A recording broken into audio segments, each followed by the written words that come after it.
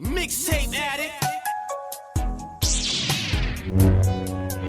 Mr. Addict, you bitch, I've been grinding. Yeah, you know, it's King Flow, Mixtape Addict, Shortkut show once again, you know, from France to the US. That's how we do it. And today, you know, we're going to Brooklyn, New York.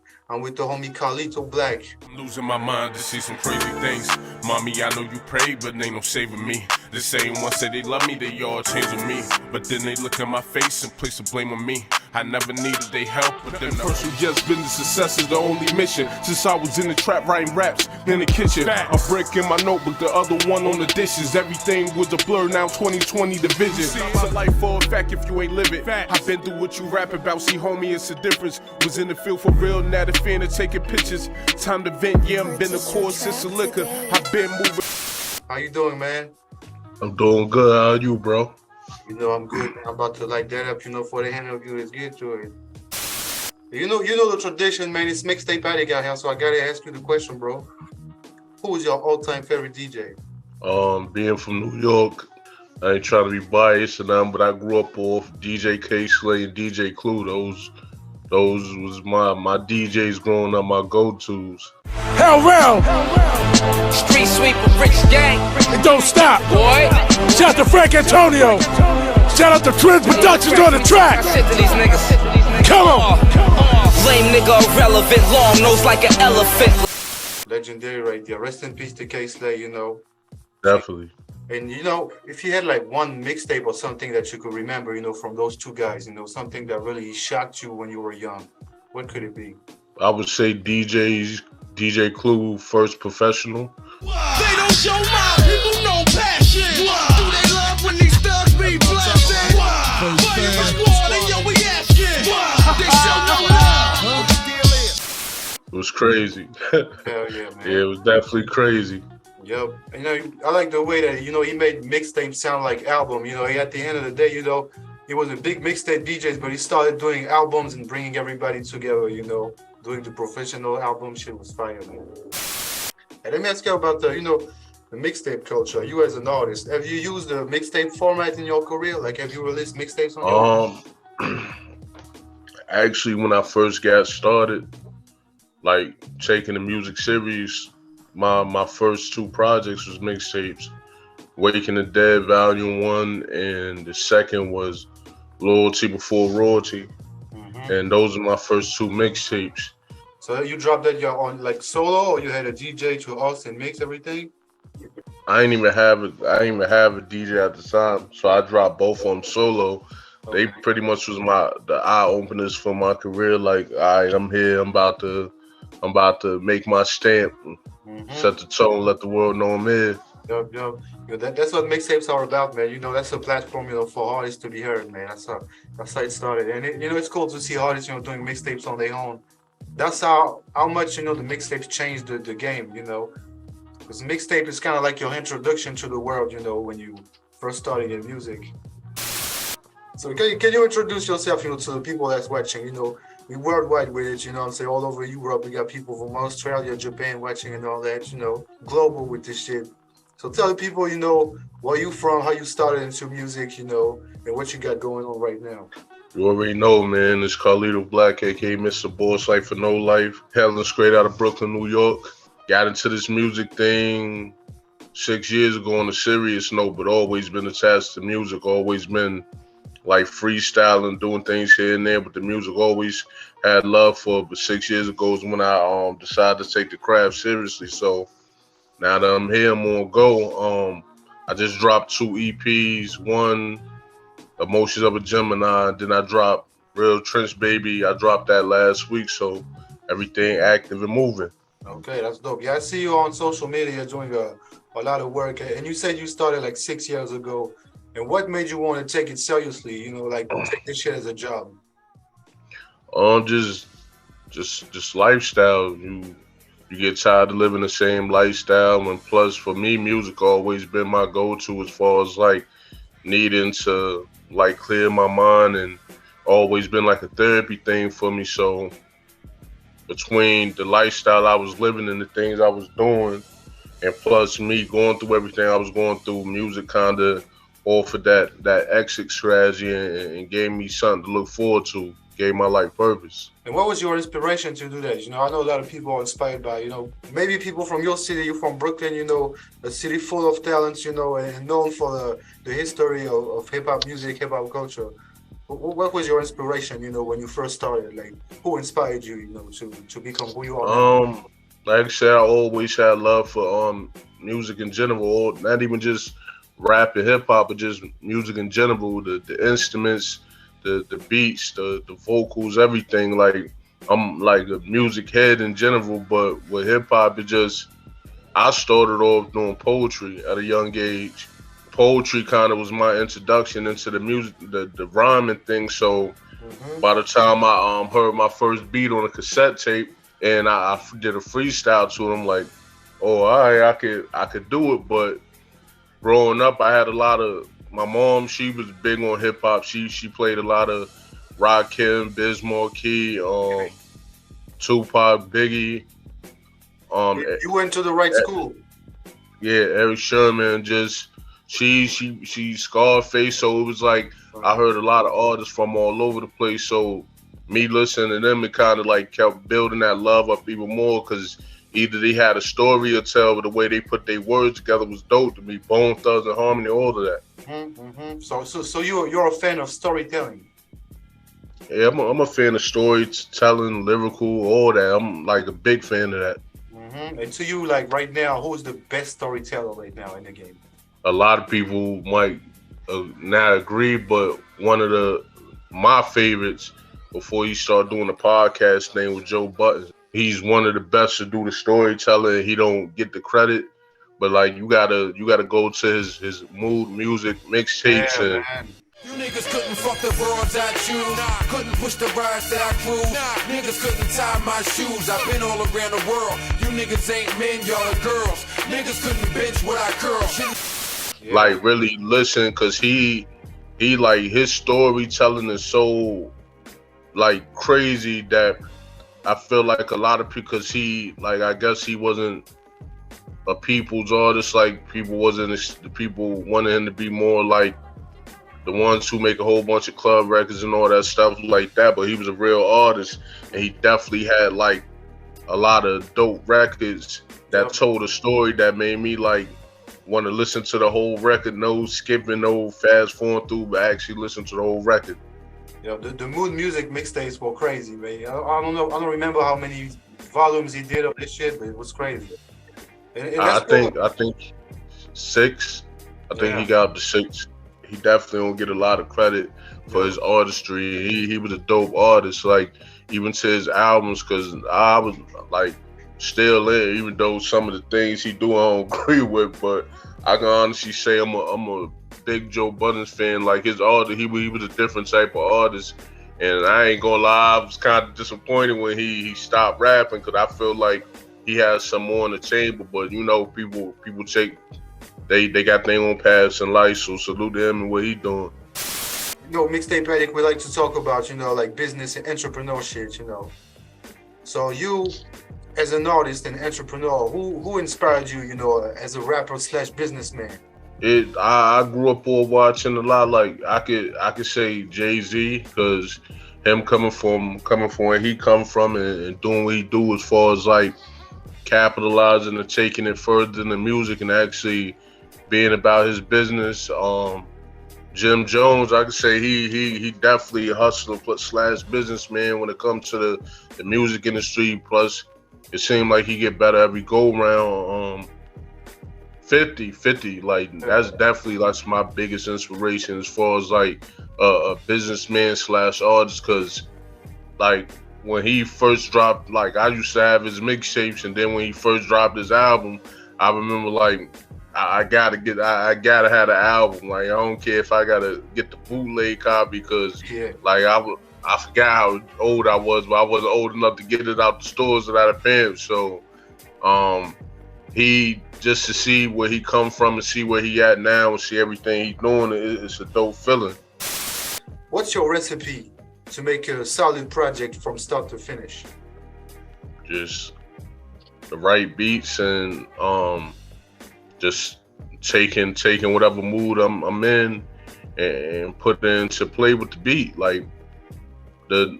Like me, a lot of people like love the beat selection I have when it comes to my projects, because they feel like with my projects, I pick the right beats and I talk the way I need to talk. And like for me, I gotta feel the beat. The beat gotta like really make me be like catch my attention to the point that I already start freestyling lines in my head. So once that happens, it's like, all right, now to put the concept behind it. And once the concept is there, then it's on. Like I don't really, like a lot of artists say they got to do this and they got to do that. Nah, like literally, if I have, sometimes I'll write without the beat. It always depends on where my mind is at and what I'm going through.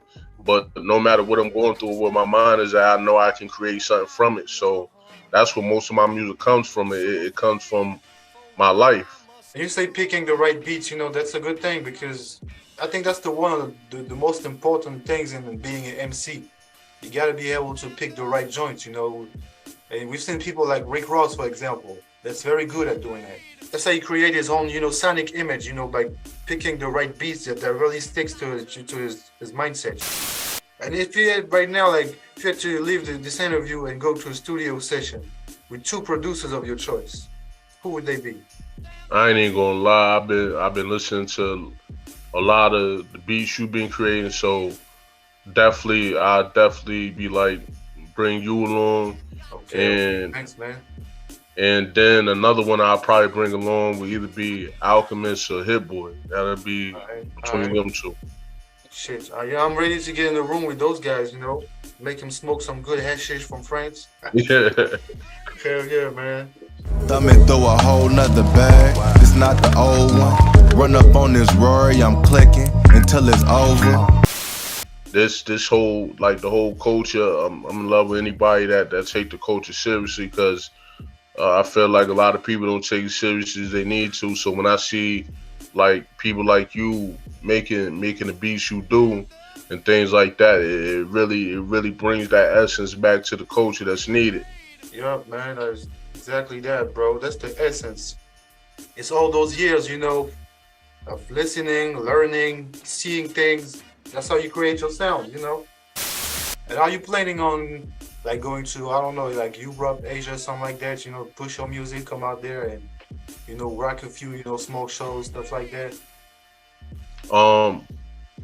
My passport is on the way, so I definitely want to go out the country. Like I feel like that's needed. Just like it's more of a personal than career move. I feel like I get a lot of love from people outside the U.S. and it's only right I give back. So I definitely would like to go out of the country and see some of these places, get in tune with some of the fans and supporters of what I do, because like they keeping it alive. They done took it from the U.S. to other places, so it's only right that I get that love back. For sure. And what's the first place you want to go to? Definitely got to stop in France. France will show me love heavy. Yeah. Definitely got to hit the UK up, hit Australia up. But nah, France is the first stop. France will show me love heavy. Shout out France, like in general. Like y'all got the DJs and all that stuff out there. Y'all definitely got a powerful movement out there, and y'all show a lot of love to real hip hop. So I appreciate that to the max. Yeah, we keeping the culture alive, And I have a question for you. If you could define your music with 3 words, what could you say? 3 words: hip hop royalty. Hip hop royalty. That would describe my music. Hip hop royalty. Nice. And we got some MCs watching, maybe some young ones sometimes. So do you have any advice for the young upcoming MCs that want to take their career seriously? Just stay focused, man. Stay focused, keep grinding, stay locked in on your dreams until they reality. And then once they reality, give 3 times more the effort. Like don't get caught up in what's going on. Stay true to yourself. Stay true to what you believe in. Don't let no negativity, no drama enter into your situation. because it's a lot of artists out here that get caught up in the fame, and then with the fame comes the drama, and you got people trying to sabotage you. You just keep it all at a distance. Remember what you got in the game for, and keep that mentality and keep going with it. 'Cause definitely that's what I do. Tell the people what you got like coming up and what can we expect from you in like the next 2-3 years. I got a record I'm working on, produced by, my guy right here. So we like you said, we'll let you know when that's on the move. I plan on working on an album to hopefully get released. That's a plan, released by June. Okay. I'm gonna just keep moving the groove, and definitely gonna have a lot of music videos coming this year. Definitely gonna get back on that stage. That definitely the mode. Gonna keep doing these interviews, promoting and promoting myself heavy. I look forward to taking some of these international trips, man. Like getting some show work out there, linking with producers and artists like you. You feel what I'm saying? And I just wanna, in 2-3 years, just keep everything elevating. I've been, for the last 6 years, I've been elevating in a major way. Been gaining the attention of a lot of people, so I definitely want to keep that going, because over here is deeper than rap. Like for anybody don't know, I don't do this for the fame. It ain't never been about the money. It's deeper than that. I do this for me. I do this for the people that's hopeless, that want some type of hope. I do it for the trenches. I do it for the people who ain't got a voice, that need a voice. I give them that voice. So it's definitely deeper than rap over here. So everybody that's watching, make sure you go follow the homie CARLITO BLACK, Instagram, Facebook, everywhere, Go check out the music. It's real rap shit, real hip hop shit that we like. Music with a meaning. He's good at picking beats too, telling stories. That's the, when you're playing NBA 2K, you see you have the stats and all that. So overall, you are a very good MC. We appreciate people that really respect the craft, man. Nah, I appreciate that, bro. I appreciate that coming from you and coming from somebody that's in a whole nother country, like, because I feel like at a lot of times overseas they support hip hop more than the US, and that could be my opinion, but like when I say that, I mean they really support. Like you could go over to like look at artists like 50 or M and stuff like that. They go overseas and the love over there is real, and it's not because of the celebrity they are, it's because of their music. And it's like, that's a legacy I want to have for myself. I've been doing this for a while, and like I only intend on growing even more as an artist. So if you had in tune with me, get in tune, because it's about to get crazy. Yeah, bro. I know. I see you working. I see the way you're working, all the time, dropping stuff, keeping in tune with your people. You're doing the right thing, man. And, the world is a very big place. So, that reminds me of when I talked to Master Ace. He said that in the U.S., sometimes you do like small shows, underground shit. But when it comes to Europe, man, that shit is packed, bro. Like big venues packed, So, gotta have the vision, and keep pushing your shit, because, the world is a very, very big place, and we have people listening and watching in many different countries, sometimes countries that we didn't even know that they existed.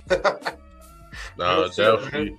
Like, that's why, like, I appreciate the people and friends, because they heard the music and like just went crazy and showed mad support from all the DJs out there. They went crazy, and that's the type of energy I appreciated. That energy is inspirational and motivational at the same time, because like I never intended it to keep this, like this was never a local situation, and I done took this from city to city, state to state, but to make it happen on the international levels is a powerful thing, and it is definitely reason for me to keep going. So like people definitely gonna see more of me, a lot more of me. I'm not nowhere close to being finished.